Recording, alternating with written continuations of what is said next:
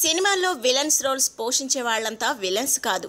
ఇంకా చెప్పాలంటే సినిమాల్లో విలన్స్గా నటించే వాళ్లే రియల్ లైఫ్లో మంచి వ్యక్తులుగా ఉంటారని చాలామంది పాత సినిమాలోని విలన్స్ నిరూపించారు.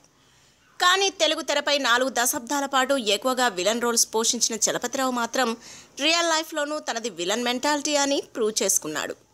చలపతిరావు అంటే ఒకప్పుడు రేప్ సీన్స్కు బాగా ఫేమస్. ఒకప్పుడు ఆయన నటించిన సినిమాల్లో రేప్ సీన్ ఉంటే అందులో ఖచ్చితంగా చలపతిరావు నటించేవాడు. బయట కూడా ఆయనకు అంత గొప్ప పేరు ఏమీ లేదు. అయితే రీసెంట్గా రారండోయ్ వేడుక చూద్దాం సినిమా ప్రీ రిలీజ్ ఫంక్షన్లో చలపతిరావు చేసిన కామెంట్స్ ఇప్పుడు మహిళలందరికీ కోపం తెప్పిస్తున్నాయి. ఆయన మాటలు విన్నవారంతా సోషల్ మీడియాలో తెగ ఫైర్ అవుతున్నారు. అసలు ఇలాంటి వాడికి సినిమాలో అవకాశం ఇవ్వొద్దని మండిపడుతున్నారు. రీసెంట్గా జరిగిన ఈ సినిమా ప్రీ రిలీజ్ ఫంక్షన్లో అమ్మాయి ఆరోగ్యానికి హానికరమా అని యాంకర్ ప్రశ్నించగా ఎలాంటి సిగ్గు లేకుండా సిగ్గులేని మాటలు మాట్లాడాడు చలపతిరావు. అమ్మాయిలు హానికరం కాదు కానీ పక్కలోకి పనికొస్తారు అంటూ మతలేని మూర్ఖుడిగా సమాధానమిచ్చాడు.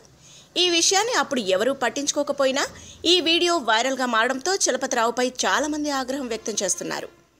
చూస్తుంటే రేప్ సీన్లలో నటించి చలపతిరావు మైండ్ సెట్ కూడా అలాగే మారిపోయినట్టు కనిపిస్తోంది. If you like the video, please like us and subscribe Tollywood Nagar.